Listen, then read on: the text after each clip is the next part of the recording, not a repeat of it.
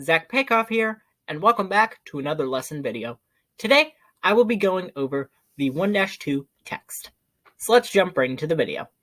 Okay, so as I had said before, I am going to be going over the next lesson in Chapter 1, which is Lesson 2, and in this lesson, we will be learning about how business activities change the accounting equation. And in this first part of the lesson, we will be learning about receiving cash. So I'm going to be going over just a few key terms before we dive into the accounting part of this lesson. So a transaction is a business activity that changes assets, liabilities, or owner's equity. An account is a record summarizing all the information pertaining to a single item in the accounting equation. An account title is the name given to an account. An account balance is the amount in an account. And capital is the account used to summarize the owner's equity in a business. So now I'll be moving on to the transactions in this lesson. So this first transaction reads, on August 1st, received cash from owner as an investment, $5,000. Okay, so if we look back up here at the accounting equation, notice that it also says the same transaction that I just read, which was received cash from owner as an investment, and the amount was $5,000. So if you look here, anytime that we receive something, that means that our cash account is being increased. So we add 5,000 to this side. But also notice that we have the same amount, $5,000 over here on the owner's equity side for the owner's capital account. Because whatever we do on one side of the accounting equation, we have to do on the other. Otherwise, our accounting equation will not be in balance.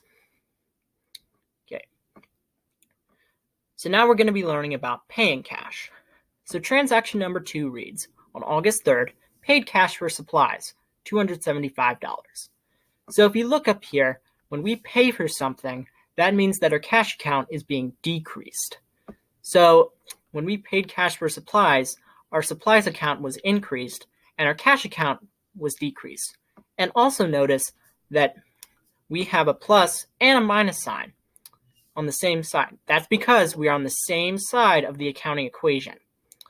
So for instance, this next transaction reads on August 4th, paid cash for insurance, $1,200. If you look here, our prepaid insurance account is being increased and our cash account is being decreased. And also notice that these have a plus and a minus sign. That's because they're on the same side of the accounting equation.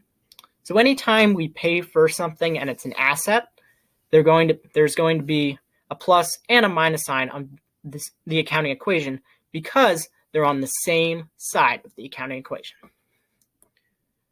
Okay, so next we'll be learning about transactions on account.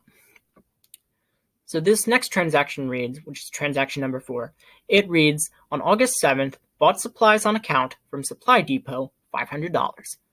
So when we buy supplies on account, that means that our supplies account is being increased.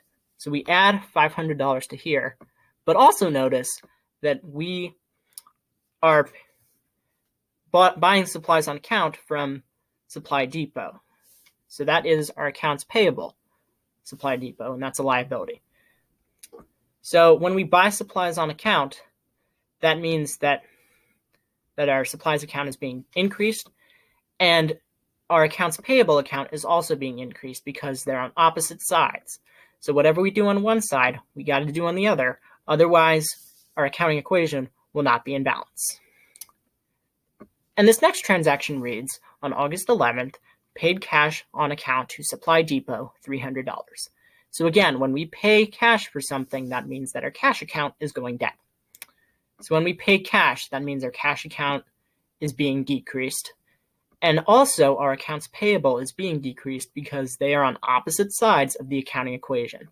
So whatever we do on one side, we have to do on the other. Otherwise, our accounting equation will not be in balance. Okay, so that is the end of Lesson 1-2. In the next video, I will be going over the 1-2 work together. Okay, thank you.